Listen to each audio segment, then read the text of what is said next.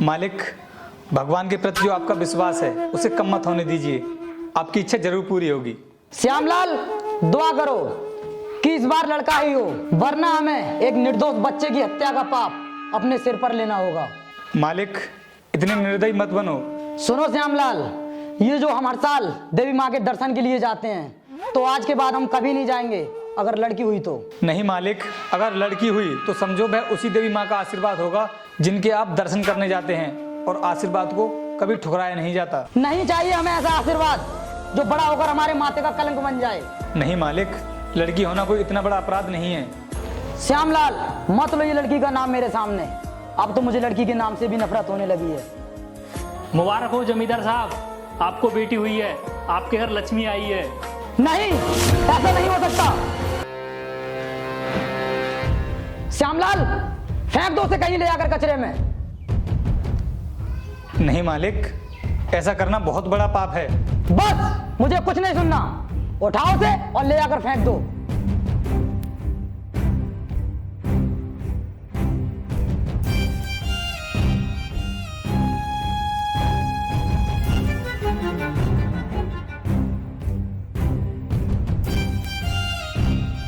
सुनो मालिक, एक बार अपनी बेटी का चेहरा तो देख लीजिए। नहीं देखना मुझे इसका चेहरा। जाओ, ले जाओ इसे यहां से। चलो रामलाल।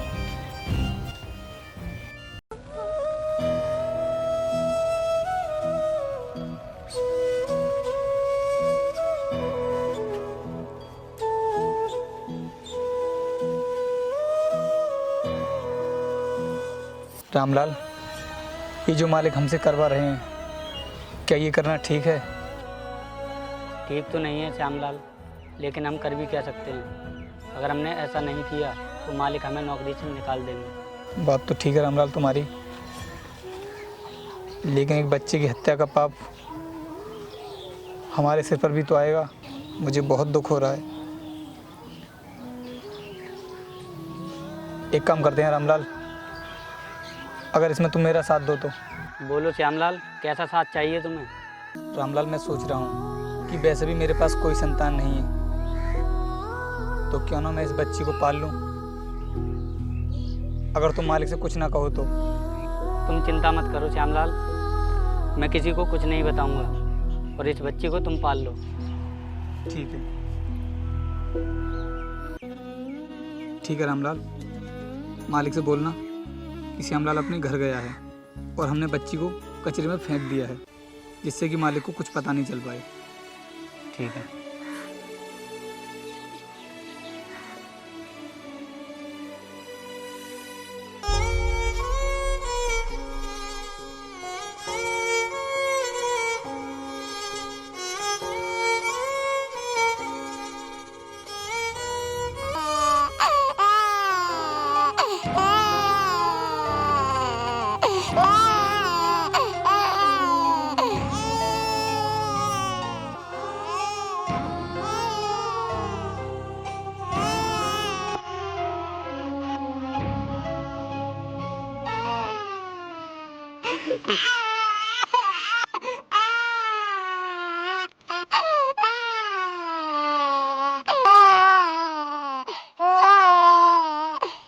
बेटा ना ना, चुप जाओ चुप जाओ।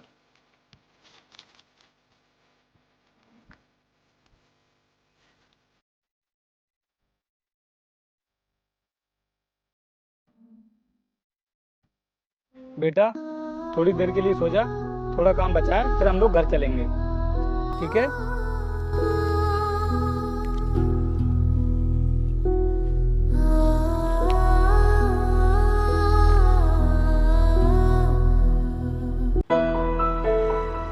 श्यामलाल, अगर इस बार लड़की हुई तो हम उसे फेंकेंगे नहीं। हाँ बिल्कुल मालिक, मुझे आपसे यही उम्मीद थी। अगर लड़की होती है तो क्यों आप पाप अपने सिर पर चढ़ाएंगे, और वैसे भी लड़की भी तो इंसान होती है। बल्कि हम अपने हाथों से उसका गला दबा देंगे। मालिक, एक लड़की की जान तो आप पहले ही ले चुके हैं, उसे भी तो भगवान ने ही बनाया है, उसे भी जीने का अधिकार है। अरे बनाया होगा किसी ने, हमें उससे कोई मतलब नहीं है। हमें सिर्फ लड़का चाहिए, लड़का। और सुनो, हमारे घर में लड़कियों को जीने का कोई अधिकार नहीं है। अरे मालिक, आप ये क्यों नहीं समझते कि आज के समय में लड़कियां लड़कों से आगे निकल चुकी हैं। बधाई हो जमींदार साहब, आपकी इच्छा पूरी हुई, आपके घर में लड़का पैदा हुआ है। अच्छा हुआ इस बार हमारे हाथों से एक जान और बच गई। श्यामलाल, आज हम बहुत खुश हैं। गांव में जाकर शोर मचा दो कि जमींदार के यहाँ लड़का आया है। जाओ, पूरे गांव में ढोल बजवाओ, मिठाइयाँ बंटवाओ और दारू बंटवाओ। ठीक है मालिक, सब कुछ बंटवाते हैं। और रामलाल, चलो भैया चलो, जमींदार साहब का लड़का पैदा हुआ है, प्रसाद खा लो। अरे श्यामलाल, इधर आओ। मालिक, इन गांव वालों को लड्डू बंटवाओ। ठीक है मालिक, अभी बंटवाते हैं। ठीक है, हम पैसे लुटाते हैं। जी मालिक। नाचो।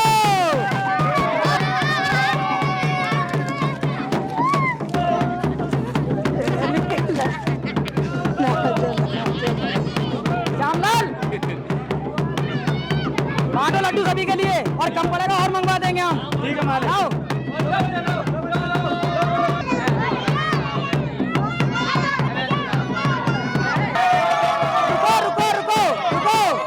रुको। रामलाल, इधर आओ। जी मालिक। गांव में जितने भी लोग हैं सभी के लिए दारू बंटवाओ जाकर। ठीक है मालिक। जाओ।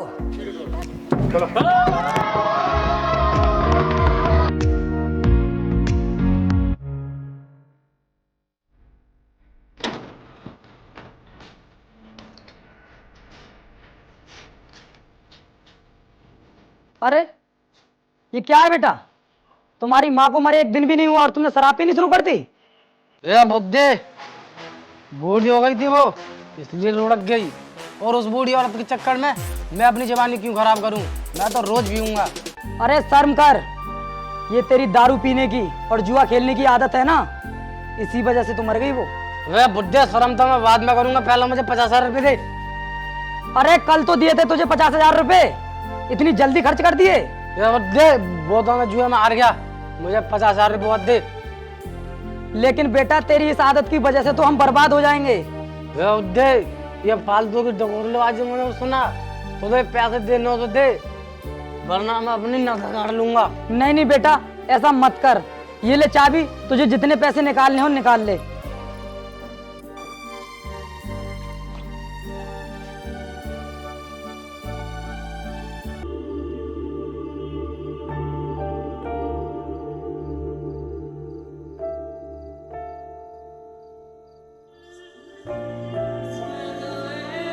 पापा, बेटा क्या है ये सब? दिखता नहीं है बुड्ढे, बहू लेकर आया हूँ। अंधा हो गया क्या? चल आशीर्वाद दे। जीती रहो बहू। अबे ये वाला आशीर्वाद नहीं बुड्ढे, पैसे दे पैसे। और जितना सोना चांदी जेवरात घर में है सब चलकर बहू को दे दे, क्योंकि हम लोग यहाँ नहीं रहने वाले। लेकिन तुम ये क्या कह रहे हो बेटा? अगर तुम यहाँ नहीं रहोगे तो मेरा क्या होगा? तुम्हें पाने के लिए बहुत मन्नतें की थी मैंने, तुम ही तो मेरे बुढ़ापे का सहारा हो। ओए बुड्ढे, तेरी कोई नाजायज औलाद हो तो उसके पास चला जा, 2 रोटी आराम से मिलेंगी तुझे। अगर लड़की होती है तो क्यों आप पाप अपने सिर पर चढ़ाएंगे? और वैसे भी लड़की भी तो इंसान होती है। श्यामलाल, मत लो ये लड़की का नाम मेरे सामने। अब तो मुझे लड़की के नाम से भी नफरत होने लगी है। अबे इतना सोच क्यों रहा है बुड्ढे? बेटी तुम ही समझाओ इसको, आखिर लोग क्या कहेंगे तुम्हें? ओए बुड्ढे, क्या कहेंगे लोग? हम कोई गलत काम थोड़ी कर रहे हैं। एक तो हम इतने शरीफ हैं कि आजकल के दौर में लोग माँ बाप को घर से खुद निकाल दिया करते हैं, और यहाँ तो हम खुद घर से जा रहे हैं। आराम से रहना तो यहाँ। चलो डार्लिंग, इस बुड्ढे की बात मत सुनो, हम लोग निकलते हैं। बेटा मुझे छोड़कर मत जाओ, रुक जाओ। क्या होगा इस उम्र में मेरा?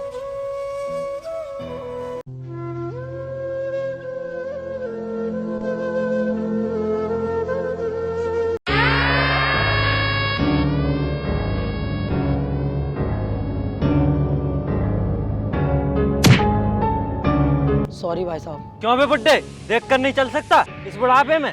लगता है भाई इसकी आंखों में चर्बी आ गई है, निकालनी पड़ेगी साले की। अरे भाई साहब, गलती आपकी है, आप ही तो टकराए थे मुझसे। अरे भाई यूं ना मानेगा ऐसे, देखो अपनी सफाई दे रहा है। अरे भाई मैं खुद किस्मत का मारा हूँ, मैं क्यों टकराऊंगा आपसे? हम तेरा दुखड़ा सुनने के लिए नहीं आए हैं यहाँ। मारो साले को।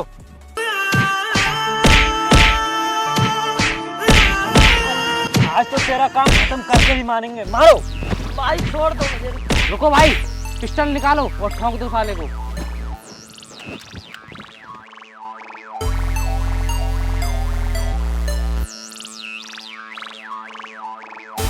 भाई साहब बचा लो मुझे। अरे बेटा तू, बेटा बचा ले मुझे इन गुंडों से। ये बचाएगा इस बुड्ढे को ये। अरे बुड्ढे, मैं क्यों बचाऊं तुझे? क्या कहा बेटे, तू नहीं बचाएगा मुझे? मैंने तुझे अपनी जान से भी ज्यादा प्यार किया था। अबे ये क्यों बचाएगा तुझे? इसी ने तो हमें भेजा है तुझे मारने के लिए। बेटा ये लोग क्या बोले जा रहे हैं? हाँ बुड्ढे, ये लोग सच बोल रहे हैं। मैं नहीं भेजा इन लोगों को तुझे टपकाने के लिए, क्योंकि जब तक तू नहीं मरेगा तो तेरे नाम की जमीन मेरे नाम पर कैसे आएगी? क्या बेटा, जमीन के लिए तू मुझे मरवाएगा? हाँ तो बुड्ढे, तेरा इस बुढ़ापे में करूंगा ही क्या मैं। लारे ला काली, पिस्टल मुझे दे, मैं इसे अपने हाथों से टपका डालता हूँ। रुको भाई, अभी ऐसा करना ठीक नहीं है। देखो किसी की गाड़ी आ रही है, इस बुड्ढे का क्या, इसको तो बाद में टपका देंगे। चलो निकलते हैं। मेरी मदद करो साहब, साहब गाड़ी रोको, मदद करो मेरी साहब। अरे श्यामलाल तुम, और वो भी इस गाड़ी में? किसकी है ये गाड़ी? अरे मालिक आप, और आपकी ये हालत किसने की? श्यामलाल, कुछ गुंडे मुझे मारना चाहते हैं और उनमें मेरा बेटा भी शामिल है। कोई बात नहीं मालिक, आप मेरे साथ चलिए घर, आइए बैठिए।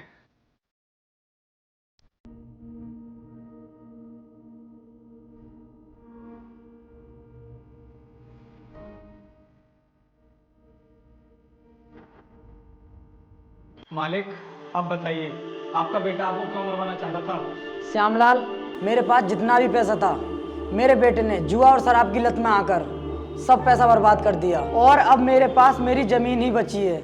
वो मुझे मरवाकर उस जमीन को अपने नाम पर करना चाहता है। श्यामलाल, आज मुझे अपनी उस फेंकी हुई बेटी का बहुत अफसोस हो रहा है। मालिक मैंने तो आपको पहले ही समझाया था कि बेटियां भी किसी भी क्षेत्र में बेटों से कम नहीं होती हैं। श्यामलाल, अब मुझे ये बताओ कि तुम्हारी जिंदगी इतनी जल्दी कैसे बदल गई? बताना क्या है मालिक, अब से कुछ साल पहले आपने जिस बेटी को हमसे फेंकने के लिए कहा था, हमने उसको फेंका नहीं, बल्कि मैंने उसे पाला, उसकी अच्छे से परवरिश की और उसे खूब पढ़ाया लिखाया। और मालिक अभी कुछ दिन पहले उसने मेरा सीना गर्व से चौड़ा कर दिया। मालिक वो हमारे शहर की डीएम बन चुकी है। क्या कहा श्यामलाल तुमने? मेरी बेटी जिंदा है? श्यामलाल, तुमने मेरी उस बेटी को बचाकर मुझे पाप में डूबने से बचा लिया। मैं अपनी बेटी से मिलना चाहता हूँ। श्यामलाल, तुम देवता हो, तुम महान हो। तुमने एक निर्दोष और मासूम बच्ची की जान बचाकर मेरे ऊपर बहुत बड़ा एहसान किया है। अरे मालिक उठो आप। वो कहते हैं ना कि बेटा बेटी एक समान, जो फर्क समझे वो नादान। जब चाहत रखोगे केवल एक बेटे की तो सुख कहाँ से पाओगे, और फेंक दोगे हर बेटी को कचरे में तो बहू कहाँ से लाओगे। रुक जाएगा विकास सृष्टि का तो वंश कैसे चलाओगे। मालिक ये कविता मैंने अपने हाथों से लिखी है। मालिक आप जैसे सोच वाले लोगों की वजह से ना जाने कितनी बेटियां कचरे में ही मर जाती हैं, क्योंकि उनको फेंकने वाला बाप तो मिल जाता है लेकिन उठाने वाला श्यामलाल नहीं मिलता। मालिक श्यामलाल, एक एहसान और कर दो मेरे ऊपर, मुझे मेरी बेटी से मिलवा दो। कोई बात नहीं मालिक, कल हम चलते हैं तब आप मिल लेना, ठीक है मालिक।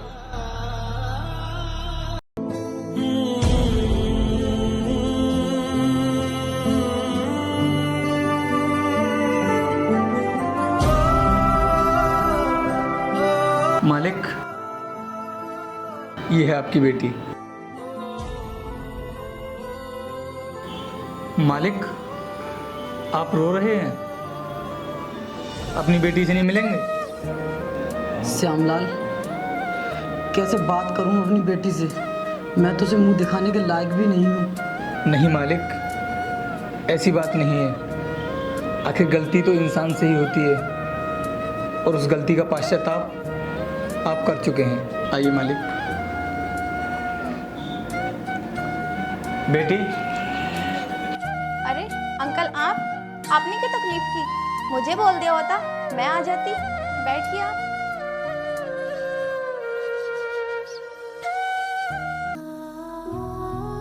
बेटी, इनको पहचानो, ये है तुम्हारे पिता। अंकल, आप कैसी बात कर रहे हैं? बच्चे का असली पिता तो वो होता है जो उसका पालन पोषण करता है, वो नहीं जो पैदा होते ही बेटियों को मरने के लिए छोड़ देता है। आप नहीं जानते कि आपने कितना बड़ा जुल्म किया है। शायद आप भूल गए, जिस माँ की कोख से आपने जन्म लिया वो भी तो एक लड़की ही थी। अगर उसका बाप उसे फेंक देता तो शायद आज आप यहाँ ना होते। बेटी, मैं अपने किए पर बहुत शर्मिंदा हूँ। हाँ बेटी, इनको अपनी गलती का एहसास हो गया है, तुम इन्हें अपना लो। नहीं अंकल, आप ही मेरे पापा थे और हमेशा आप ही रहेंगे। इन्होंने मुझे जन्म तो दिया, लेकिन पैदा होते ही कचरे में फेंक दिया। लेकिन असली जिंदगी तो आपने मुझे दी है। वैसे मैं माफ़ी मांगने के लायक तो नहीं हूँ, अगर हो सके तो मुझे माफ़ कर देना। नहीं पापा, मैं तो समाज को ये संदेश देना चाहती हूँ कि आपके जैसे सोच की वजह से लाखों लड़कियाँ जन्म लेते ही कचरे में फेंक दी जाती हैं। उन्हें भी जीने का अधिकार है और उनका यह अधिकार छीनने का हक दुनिया के किसी बाप को नहीं है। कोई बात नहीं बेटी, अब इन्हें माफ़ कर दो। सो हे गाइस, होप करता हूँ कि इस बार वीडियो आपको ज़रूर पसंद आई होगी। अगर वीडियो पसंद आई है तो एक छोटा सा लाइक तो बनता है यार। जल्दी से अभी कभी वीडियो को लाइक कर दो और कमेंट करके ज़रूर बताना कि आपको वीडियो कैसी लगी। दोस्तों, इस वीडियो में हमने आपको एक सीख देने की कोशिश की है कि बेटियाँ कभी माँ बाप के ऊपर बोझ नहीं होती। दोस्तों, मैंने जो अपनी बेटी के साथ किया है, आप भूल कर भी कभी ऐसा मत करना। अगर वीडियो पसंद आई है तो जल्दी से अभी कभी लाइक कर दो। तो मिलते हैं नेक्स्ट वीडियो में, तब तक के लिए जय हिंद, जय भारत।